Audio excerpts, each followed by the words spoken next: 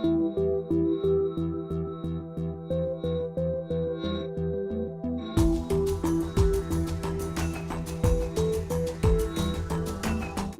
and welcome back to 4 Minutes. This week, Rice wanted to provide clarification on its $11 cost of opt-in finding embraced by Minister Shorten, and also we announced our Risk Company of the Year. But more on those stories later. First, here's your weekly news roundup brought to you by Bendigo Wealth.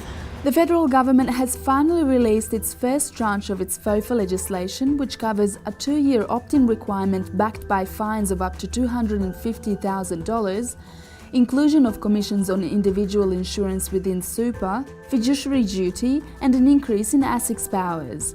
And while financial planning bodies maintain their rage against opt-in, the opposition spokesman Matthias Cormann stated Financial Services Minister Bill Shorten was protecting vested interests of union-backed industry super funds by targeting small financial planning businesses. Prime Minister Julia Gillard spoke at the FSC breakfast, where she said there was no need for the creation of a sovereign wealth fund, while Australia's superannuation regime was strong enough to stand in its place. Commonwealth Bank announced its plans to acquire Count Financial with aligned practices to receive retention bonuses. Count CEO Andrew Gale said the proposed FOFA changes were a catalyst to the acquisition, confirming his past claims that the legislation would encourage vertical integration.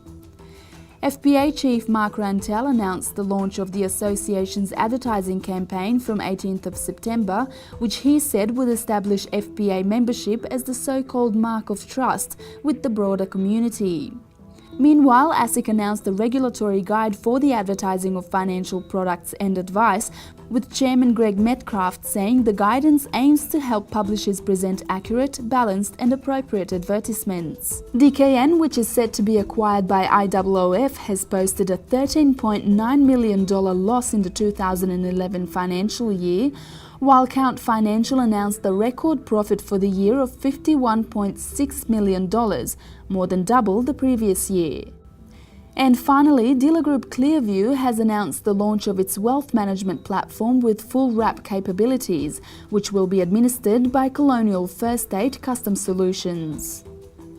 In this week's Money Management, Chris Kennedy reports on Rice Warner's intention to clarify its $11 cost of opt-in finding.